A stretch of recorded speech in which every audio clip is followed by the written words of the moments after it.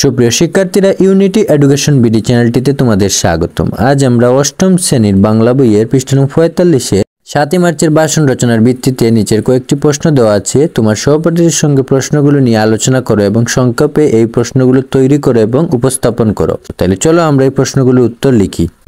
প্রথম প্রশ্ন, এই ভাষণের 3টি গুরুত্বপূর্ণ কথা নিজের ভাষায় লেখো। উত্তর লিখব, বঙ্গবন্ধু শেখ মুজিবুর রহমানের 7 মার্চের ভাষণের মাধ্যমে দলমত নির্বিশেষে পুরো জাতীয় ঐক্যবদ্ধ হয়ে যায়। পাকিস্তান রাষ্ট্রের বিভাজন এবং বাংলাদেশ নামক রাষ্ট্রের অভ্যুত্থান বিষয়টি স্পষ্ট হয়ে যায় ও সমগ্র জাতির স্বাধীনতার জন্য দিক নির্দেশনা পেয়ে যায়। ভাষণের কারণে মুক্তিপাগল মানুষ এক বিরাট অনুপ্রেরণা পায়।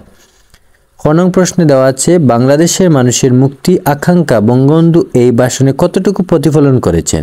এর উত্তর লিখব, বঙ্গবন্ধু শেখ মুজিবুর রহমান 7 মার্চের ভাষণের মাধ্যমে সমগ্র জাতিকে ঐক্যবদ্ধ হয়, স্বাধীনতার প্রস্তুতি নেওয়া, যুদ্ধের অংশগ্রহণে উদ্বুদ্ধ হয়, প্রাণ বিসর্জন দেওয়া, চূড়ান্ত বিজয় ছিনিয়ে নেওয়া ইত্যাদি সম্ভব হয়েছিল।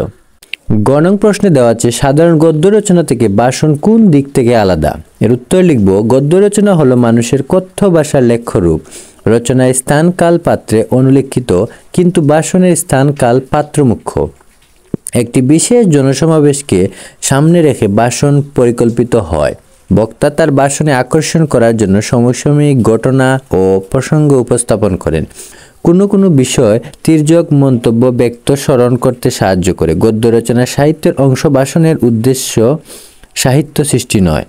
গহনং প্রশ্ন, কি উপলক্ষে ভাষণ দেওয়া হয়। বিভিন্ন দিবস, সভা সমাবেশ, সাংস্কৃতিক অনুষ্ঠানে ভাষণ দেওয়া হয়। এই ছিল তোমাদের 45 নং পৃষ্ঠার প্রশ্নগুলোর উত্তর।